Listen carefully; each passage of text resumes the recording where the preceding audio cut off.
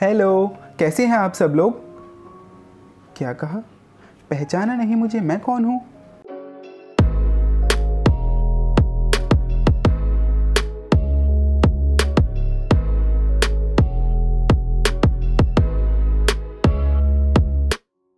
एक किताब में एक बहुत ही खूबसूरत सी बात मुझे आज पढ़ने को मिली, और वो पता है क्या? कबीर दास जी का एक खूबसूरत सा दोहा, जिसमें वो कहते हैं कि भाई पोथी पढ़ पढ़ जगमुआ, पंडित भया न कोय, और ढाई आखर प्रेम के, पढ़े सो पंडित होए।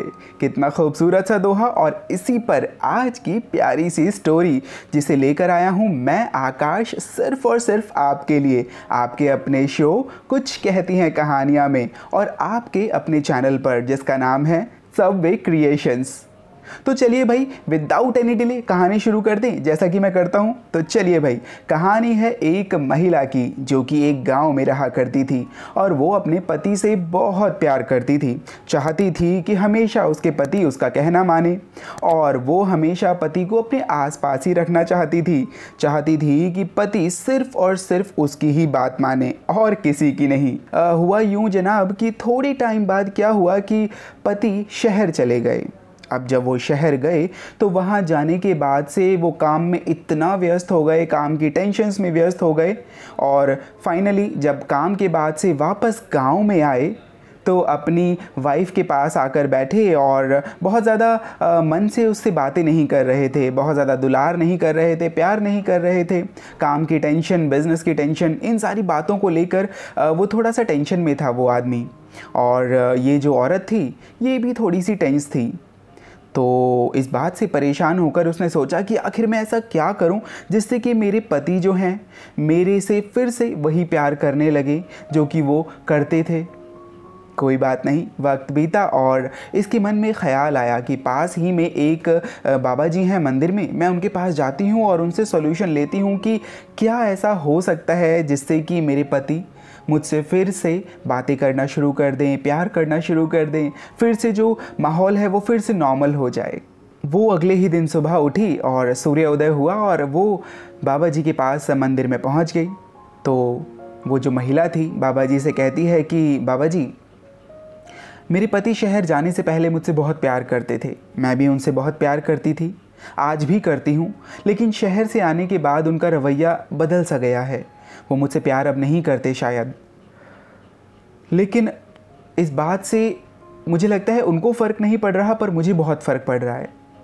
तो बाबा जी कहते हैं कि इस बात का सॉल्यूशन तो है मेरे पास, मैं ज़रूर कर सकता हूँ इसका इलाज, लेकिन उसके लिए तेरे को एक चीज़ लानी पड़ेगी जो कि बहुत कठिन है। अगर तू कर पाई तो पक्का तेरे पति तुझसे फिर से प्यार करने लगेंगे। महिला कहती है, बाबा जी, अपने पति का प्यार पाने के लिए मैं कुछ भी कर सकती हूँ, कुछ भी कर सकती हूँ, जो भी आप कहो। तो बाबा जी कहते हैं, सोच ले एक बार फिर से, बहुत कठिन है ये काम। शेर की पूंछ का एक बाल लाना है जिससे मैं एक भभूत बनाऊंगा और वो तुझे अपने हस्बैंड को ताबीज़ बनाकर पहनाना है, फिर सारी चीज़ें नॉर्मल हो जाएंगी।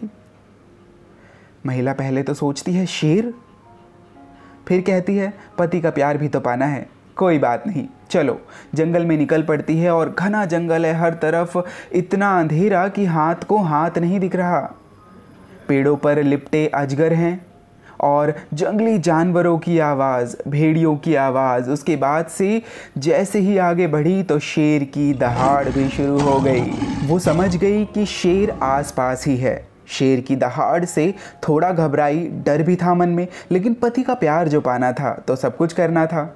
खैर, पति की छवि को मन में सोचते हुए वो आगे निकल पड़ी और शेर के पास जैसे ही कदम बढ़ाती है, शेर दहाड़ मारता है।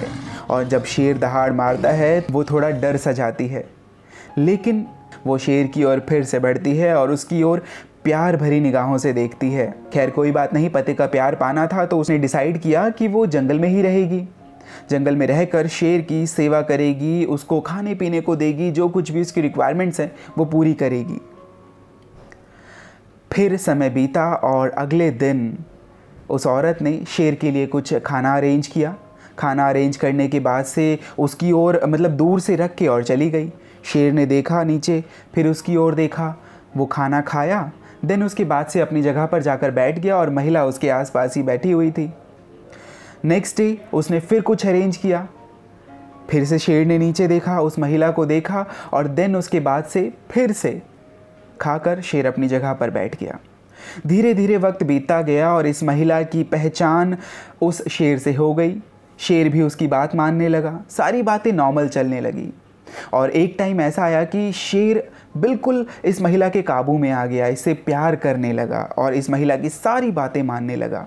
वक्त मिलते ही, मौका पाते ही उस महिला ने शेर का बाल निकाला और निकाल कर तुरंत भागकर बाबा जी के पास गई मंदिर में और कहती है, लीजिए बाबा जी, मैं शेर का वो बाल लेकर आ गई अपने पति के लिए। बाबा जी ने देखा, बाल उसके हाथ से लिया और फेंक दिया उसको आग में।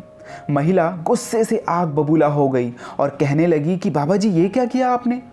मैं इतनी मेहनत करके और उस शेर को वश में करके उसका बाल लेकर आई हूँ पूंछ का, और आपने उस बाल को उठाया और आग में झोंक दिया। ऐसा आप कैसे कर सकते हैं बाबा जी? क्या आप नहीं चाहते कि मेरे पति मुझे फिर से प्यार करें? बाबा जी ने बोला, मैं चाहता हूँ कि तुम्हारा पति तुमको फिर से प्यार करे। उसके लिए तुम्हें एक काम करना है, पता है क्या? जिस तरह से प्यार से, दुलार से, केयर से देखभाल करके उस शेर को तुमने अपने काबू में कर लिया, उसको प्यार करना सिखा दिया, बस उसी तरीके से तुम्हें भी अपने पति से प्यार से बोलना है, प्यार से उसकी सेवा करनी है और वो सारी चीज़ें करनी है जो तुमने उस शेर के लिए की, यानी कि उसकी देखभाल करना, केयर करना और सबसे बड़ी बात प्यार से बोलना। कितनी अच्छी सी कहानी है ना? तो अब इस कहानी की सीख को अपनी डेली लाइफ में ज़रूर एक्सेप्ट कीजिएगा कि भाई आप चाहे लाखों किताबें पढ़ लें, लेकिन अगर आप 2.5 अक्षर प्यार के पढ़ लेते हैं तो आप उस वक्त महापंडित हो जाते हैं। प्यार के बोल को पढ़ना, प्रेम के बोल को पढ़ना बहुत ज़रूरी है। कितनी अच्छी सी बात है और इस बात को ज़रूर एक्सेप्ट कीजिएगा। मैं आकाश एक बार फिर से लौटूंगा आपके लिए, आपके अपने शो कुछ कहती हैं कहानियाँ में और आपके अपने चैनल पर जिसका नाम है सबवे क्रिएशंस।